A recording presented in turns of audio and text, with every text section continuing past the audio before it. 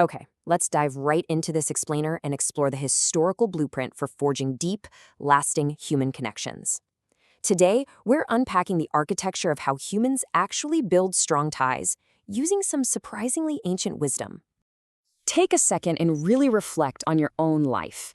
In an age of endless digital communication, where you can literally instantly message anyone on the planet, why do we feel more isolated than ever?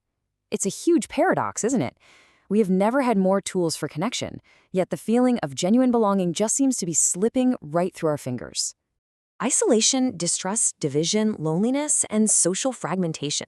According to the source material we're analyzing today, these aren't just trendy buzzwords, they are the defining social crises of our era. They're actively creating an increasingly disconnected world where surface-level interactions have entirely replaced genuine, meaningful bonds. So what's the fix? Well, this brings us to a rather surprising 300-year-old solution. Today, we're introducing a centuries-old antidote to all of this fragmentation, the principles of Freemasonry. Now, regardless of what you might have seen in movies, at its absolute core, this fraternity is essentially an architectural masterclass in how to build human connection through mutual respect, loyalty, and unwavering trust. Today, we're going to break down 5 key pillars: the cure for modern isolation, meeting on equal ground, the architecture of trust, support, loyalty, and mentorship, and finally, a universal brotherhood. All right, Section 1, the cure for modern isolation. Let's unpack what calling someone a brother actually means inside this fraternity and why it's considered the foundational cure for modern isolation. You know, brotherhood isn't just some casual friendship, and it's definitely not just a title you loosely throw around. As our sources outline, it is a much deeper bond rooted in shared values, responsibility, and mutual commitment. It's an active expression. To be a brother in this context means standing beside someone in friendship and support, uniting through a shared moral purpose. It's literally a verb just as much as it is a noun. Moving on to Section 2, meeting on equal ground. Because think about it, you cannot build a structurally sound relationship if the foundation is totally uneven, right? There is such a stark contrast here between society and the inside of the lodge.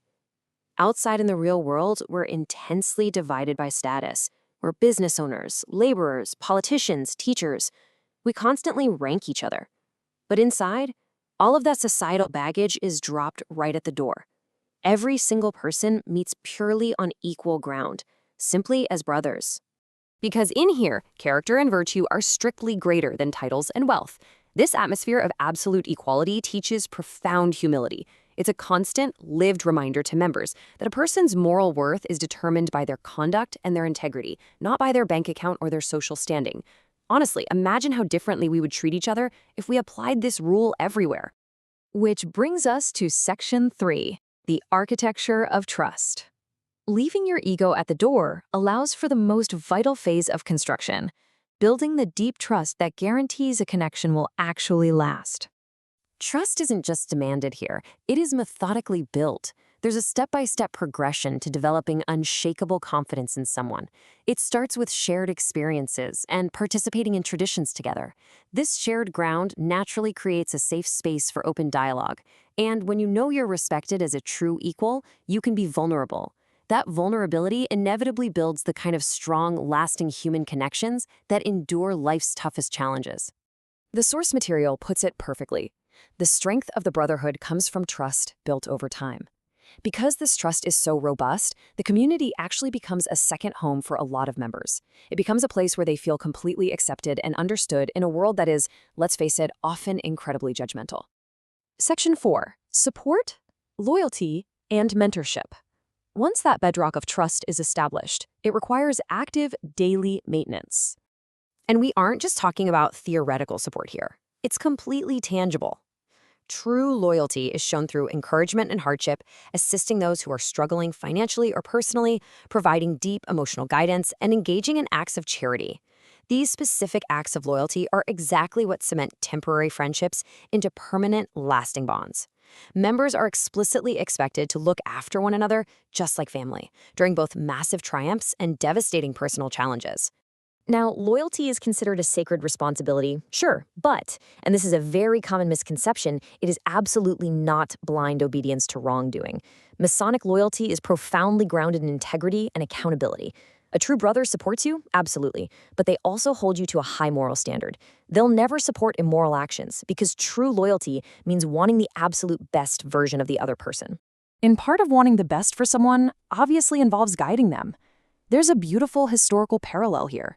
Just like medieval stonemasons pass literal architectural wisdom down to young apprentices to build physical cathedrals, modern Freemasonry uses mentorship to pass down moral guidance and leadership development to build better individuals. Wisdom is actively handed down across generations, ensuring that absolutely no one has to walk the path of personal growth entirely alone. All right, our final pillar, Section 5, a universal brotherhood. We've looked at the internal blueprint, so now let's zoom out and see how this structure impacts the broader global world. This is a truly remarkable international vision of human unity. Because the system is based on shared moral values and not on geography or politics, it completely transcends borders. A traveling member can go to another country, walk into a lodge, and find these exact same principles at work, despite vast differences in language, culture, or nationality. It just proves that our shared humanity is far stronger than our superficial divisions. But remember, this universal bond is very much a two-way street. Yes, being part of this brotherhood means receiving emotional backing and mentorship, but you are equally obligated to give support, uplifting others, protecting their dignity, and acting honorably. True brotherhood demands the willingness to place the collective good way above selfish interests. Basically, you only get out the exact amount of effort and care that you are willing to put in. Section 6. The soul of Freemasonry.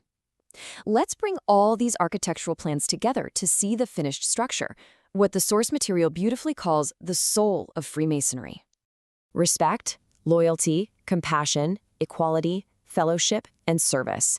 Think back to the very beginning of this explainer when we talked about the modern struggles of isolation and social fragmentation. Well, these specific lived values are the direct antidote.